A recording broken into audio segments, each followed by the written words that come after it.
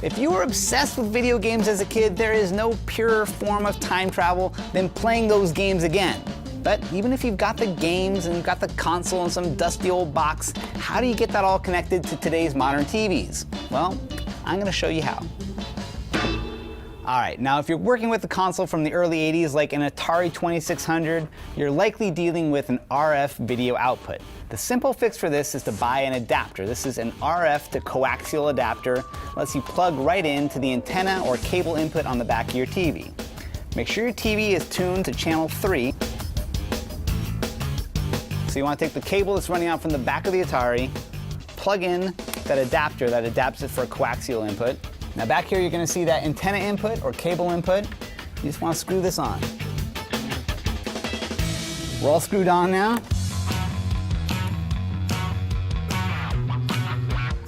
You can do it! Ah! Alright, the great news here is that you can resurrect your extremely vintage 80s video games. The bad news is that the RF video output coming out of this thing is about as bad as you're going to get. The other bad news is that by making use of the antenna input or the cable input on the back of your TV, you're excluding the ability to use your actual cable if that's how you're hooked up. You can invest a few extra bucks though in getting an AB switcher box. That way you can switch to cable when you want it and switch to your retro console when the mood strikes you.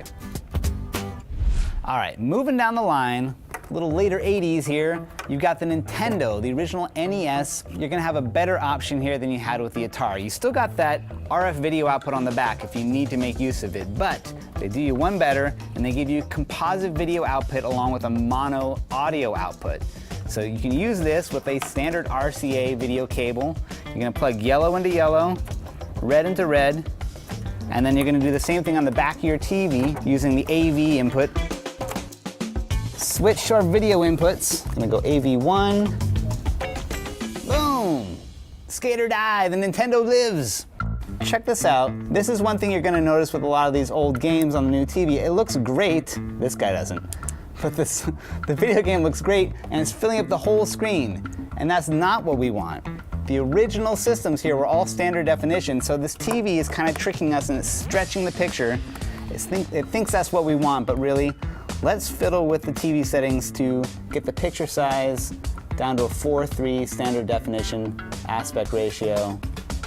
Might not fill the whole screen, but this is true school. This is how you want to do it.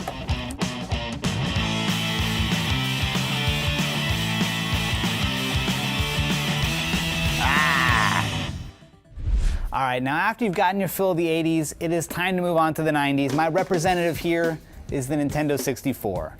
Once you get to this era, a lot of manufacturers started using a swappable cable when it came to the video output, so you can kind of match the video output for whatever kind of TV you've got, what kind of inputs are on the back. In this case, the cable that came with the Nintendo 64 was a composite video cable, but if you look on the aftermarket, you can get up to an S-video quality, which is going to give you slightly better resolution than you get with the composite. With the composite video cable though, you can pretty much use the same system that we use for the Nintendo, except the added advantage is that you've got stereo audio out instead of the mono audio from the Nintendo. Yellow, and that yellow and green connection right here. And then now we've got stereo audio, so we go red to red, white to white, boom.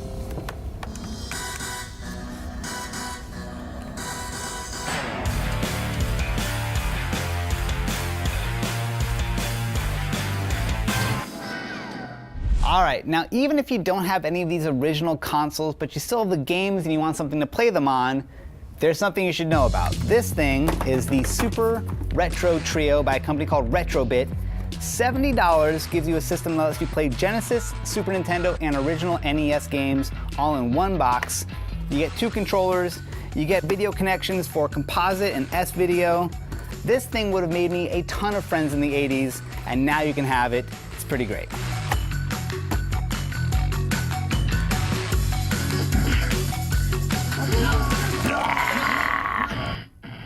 Alright, so there you go. That's how to get your vintage video games up and running with your modern TV. Now all I need is my boombox and my Top Gun soundtrack, and I'm back in the 80s. There you go, Pac-Man. Let's get some ghosts.